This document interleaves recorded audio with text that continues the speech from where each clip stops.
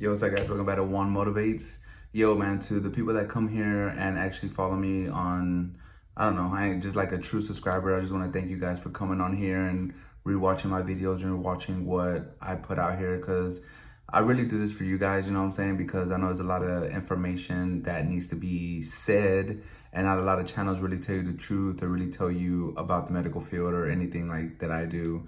And that's what I do in my videos, you know, and the fact that y'all guys come back and y'all have questions, y'all have this, you know, it makes me feel like, okay, I'm really reaching people out there and they really are interested in it. And that's why I do what I do. And I keep on coming back and making videos because, you know, I love to help people, man. It's just in my nature.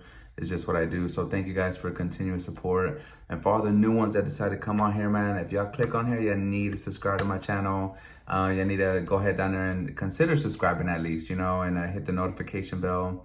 I would greatly appreciate that. It'll help my channel. So if y'all like the video, it'll tell YouTube, hey, they really like the content he's making. So YouTube will throw my channel out there a little bit more and put into recommendation sections to other people that come on the platform. So, you know, if y'all can do that for me, I greatly appreciate that. So I had a comment the other day, and it said, Juan, I would love to be in the medical field, but I don't want to be dealing with patients. And I can respect that. I can honestly respect that, because you do get burnt out, you know, working with patients on a daily basis, especially sick patients that come into the ER and just, you know, that they're in pain, and it's tough. It's honestly tough to deal with that on a daily basis, you know. So I can understand that. So what I did is I went in I mean, from the top of my head, I couldn't think of a lot of them because I'm always in the patient care side. So it's hard for me to think of what I can't say non-essential, because everybody's important in the medical field. All of us had to come together to make this work, right? For great patient care and everything. So all these people, all these careers I'm mentioning, is not that they don't matter, is that they just do the little things that do matter, that all of us do our little thing that matters to give the patient the best experience possible. So I'm gonna give you 5 careers out there that are non-essential as far as non-patient contact, let's put it that way. And if it is patient contact, it's super minimal.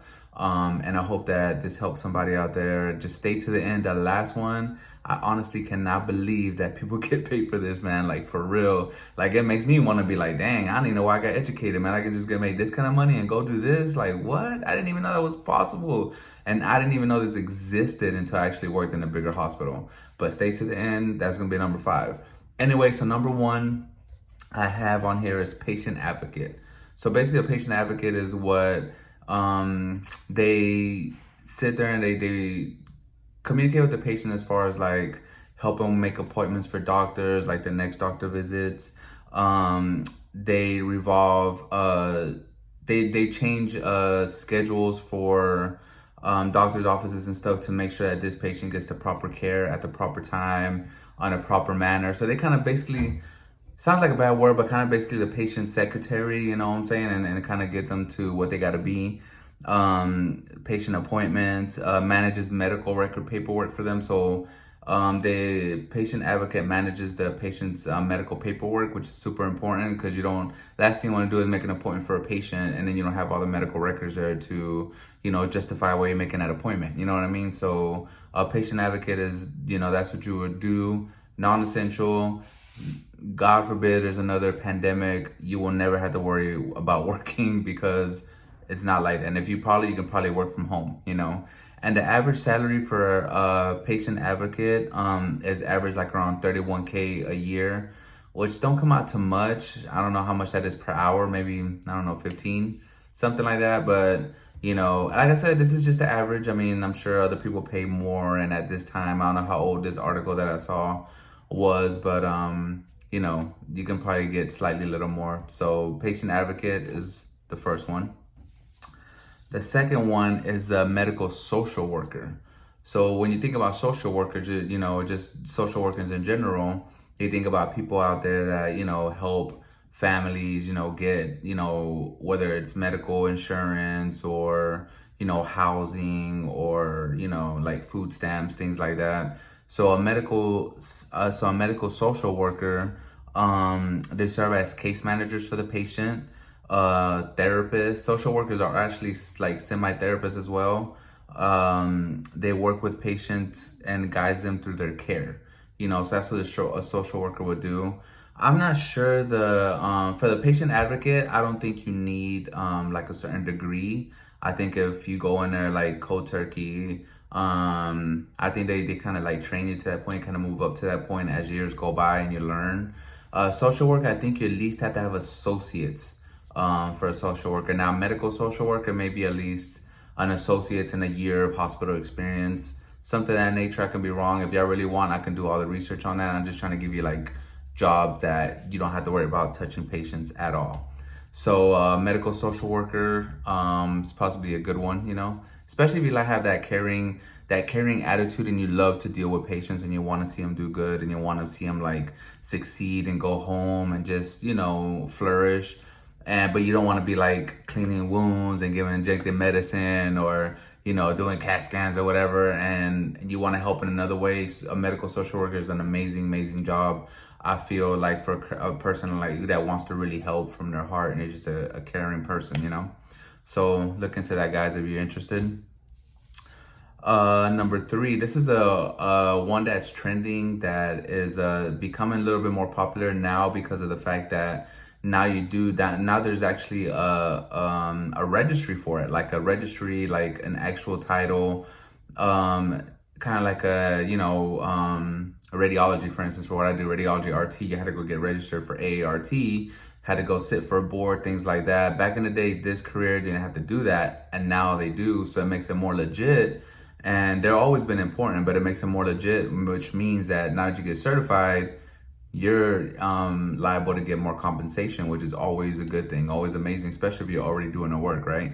So this job I'm talking about, number 3, is medical records and health information manager.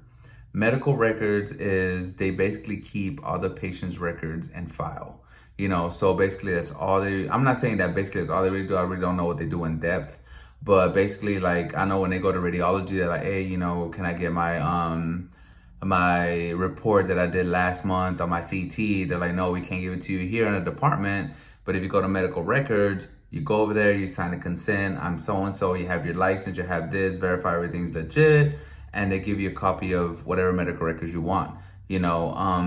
Health information technology is HIT, which is the health information manager.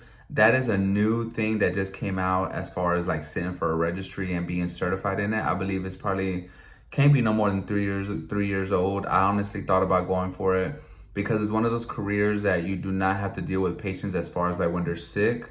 Now, if you have to deal with them when they come back, they want records, this and that. Yeah, I mean, you can't completely be out of it, but at the same time, this kind of career that I know that during the pandemic, they didn't have to go to work. They work from home. Because for one, you had limited access. Patients couldn't even just go in and out. You didn't have, visitors going in and out the hospital. So medical records was really not an essential job to be at the hospital if they didn't have to be because of the fact that we're dealing with medical records. You know what I'm saying? And then you have HIPAA. So us as technologists, nurses and all that, they know that they can't be leaving things around anyway. So nothing's going to get lost or nothing should be, not about getting lost, but nothing should be leaked and things like that. So medical records is honestly one of those jobs, man, that, is so interesting, man, because you don't, like I said, you don't have to work with patients. You can work from home. Now you can work from home. You can become, just so many things you can do. And I think it's a 2-year program, kind of like radiology, to be honest. I think I had to do some prerequisites and then you get into the program. And I think it's 100% online. I don't even think you have to show up to school. But even community colleges are having it now. And it's a 2-year program once you're in. And their starting salary is between $26 and $42 an hour, which is freaking awesome compared to us as techs that we deal with patients, same amount of time in school, 2 years, and we do not start off at that much. You know what I'm saying? Not in Florida. You know what I'm saying? Not in Florida. So if you can go become a health information technologist specialist and make 26 and above, you're balling, man. You're killing the game. You know what I'm saying? Like, yeah, you won't get differential pay.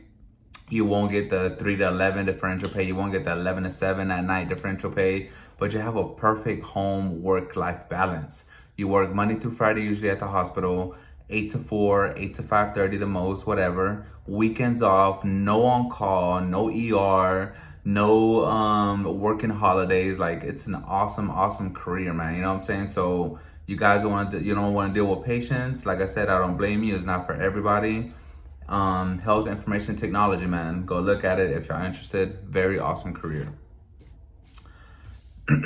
Number four should actually be number 5 and actually overall number 1. But number 5, you'll see why I did that. I was like, this is crazy. But anyway, so number 4 is a healthcare administrator. So a healthcare administrator is basically the big people that wear all the suits, that walk around a hospital and honestly just keep the hospital together. Keeps the hospital organized, keeps the hospital, going and sets, protocols, and really has the say so and everything. They're above doctors, they're above nurses, they're above supervisors. Like, when you're a healthcare administrator, depends on what. You could be the CEO, COO, CFO, just administrator in general. You can just do a lot. And you move into like CEO, CFO, COO as time goes on. You don't sit there and get a bachelor's degree and a master's really, but a bachelor's degree in healthcare administration, and you get your master's. You don't sit there and be like, oh, I'm gonna go be a COO. Like, no, it don't work that way, man. You got to put your time in. If you want to be a CEO which is the very top, you have to be in the healthcare field for at least 20 plus years. That's just the way it is. Interesting fact is that HCA, their hospital I think is the biggest organization worldwide. It's HCA. They if you work for them, right, and say you're a radiology tech and you work for them and you want to be like, you know what, I want to be in healthcare administration, and you have your bachelor's, they actually have their own ladder to get to a COO or CFO or CEO. They have their own school, their own university. So HCA is a dope hospital organization. If that's your goal, to get to those big top positions, HCA is an awesome opportunity, awesome hospital if you want to grow. I don't get paid from HCA. I'm just saying, like I heard they're a really good hospital and they have a lot of benefits. Do they pay a lot hourly? No, but I think their benefits kind of overweigh that. But everybody's gonna have mixed emotions, right? But anyway, man, healthcare administration is probably one of the best things to go into if you don't want to be involved in the patient care hands-on aspect. Just something to think about, guys. If y'all want to do that, go for it. So 5, last but not least, did you know that people get paid to be a patient sitter? A patient sitter. Do you know what identifies or that defines a patient sitter? Basically, a patient sitter, right, and this is only in bigger hospitals. I've never seen it in rural hospitals and small hospitals. I've never seen it. A patient sitter, you go and you sit down like I am right now, watch a patient, and make sure that he doesn't move or get off his bed. It's all you do. And that patient gets up and they're getting up and trying to get, all you do is press a button, boom, or call a nurse. Be like, nurse, he's getting up.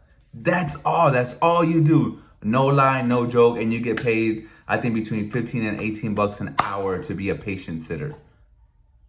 Who would have thought?